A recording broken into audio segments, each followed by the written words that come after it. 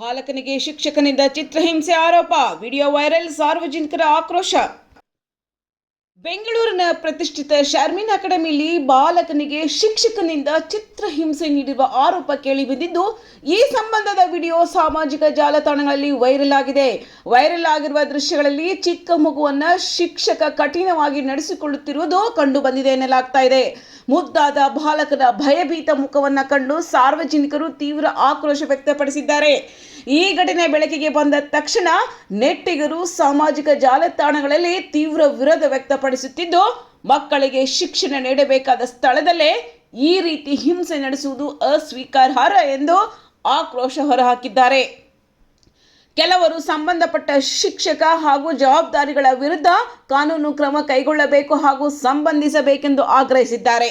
ಇನ್ನೊಂದೆಡೆ ಈ ಘಟನೆ ಕುರಿತು ಸಂಬಂಧಿಸಿದ ಅಧಿಕಾರಿಗಳು ತನಿಖೆ ನಡೆಸಿ ಸತ್ಯಾಸತ್ಯತೆ ತಿಳಿದು ತಪ್ಪಿತಸ್ಥರ ವಿರುದ್ಧ ಕಠಿಣ ಕ್ರಮ ಕೈಗೊಳ್ಳಬೇಕೆಂದು ಪೋಷಕರು ಹಾಗೂ ಸಾರ್ವಜನಿಕರು ಒತ್ತಾಯಿಸುತ್ತಿದ್ದಾರೆ.